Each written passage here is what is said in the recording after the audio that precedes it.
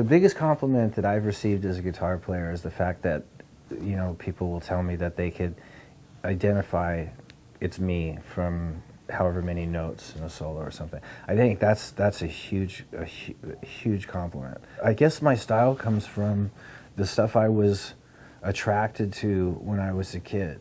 So I don't know exactly where that comes from, but I always was into melodic guitar solos that were within the confines of a song that really enhanced a song, especially in rock and roll, you know, like where the most exciting thing in the song besides the chorus was this guitar section that came in. You actually really anticipated it. And all my favorite guitar players, from Eric Clapton to Elliot Easton, Joe Walsh to Jimmy Page, Jimi Hendrix, Jeff Beck, all these guys, Rick Nielsen and Joe Perry, they all had these great sort of, you know, 30-second, if that, little guitar breaks that really said something and carried the song along, and that was it. And so that's what I was influenced by. A lot of people ask me about how I developed style, you know, and I really don't have any particular techniques or anything that I worked really hard on.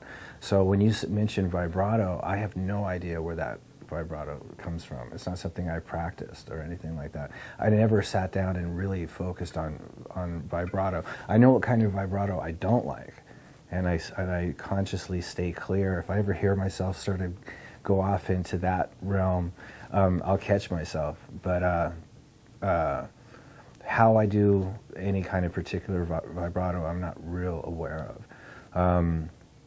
I'm a stickler for intonation, and something I learned early on, that intonation was just as important as being in tune, which I think is totally true. But you know, there's not really a lot. I think, you know, you get into vibrato because you want to make something sing, and you sort of rock the string back and forth to really get as much out of the note as possible. I like the 3-finger technique, the old school.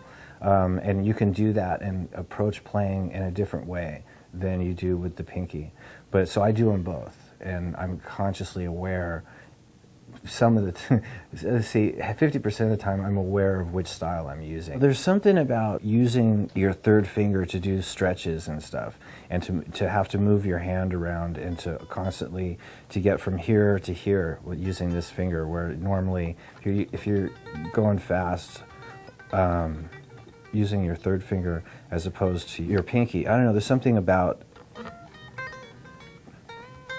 you use your 2nd and your 3rd finger differently than you use your 3rd finger and your pinky. And it's just, there's a definite thing about, I can't really explain, about the sort of old school of just using the 3 fingers, and then there's a definite thing about using your pinky and having that much more dexterity. I think the reason I can play in a lot of different styles, it's not so much a different style of guitar playing, but it's different feels of music that I'm attracted to. Like I love, you know, obviously sort of melodic rock and roll and heavy metal and like all that sort of kick-ass stuff, and that sort of mentality I still always approach from a sort of melodic song sense. And a rhythm sense and all that kind of stuff. But there's a lot of other different kinds of music. Like, I'm not the biggest country guy, but I love a lot of country sensibilities, and I find it easy to be able to adapt to that, and I love to go out and play with somebody who gives me a chance to play in that sort of genre, because I don't do it in Velvet Revolver really, and Guns N' Roses used to f around with it. But anyway, so there's all these different kinds of music, Spanish stuff, you know, like old school blues stuff that I just feel comfortable playing, and I can adapt my style to sort of fit in those kind of things naturally. There's a lot of stuff that I don't necessarily feel comfortable with, and chances are you won't really hear me playing it, like fusion jazz or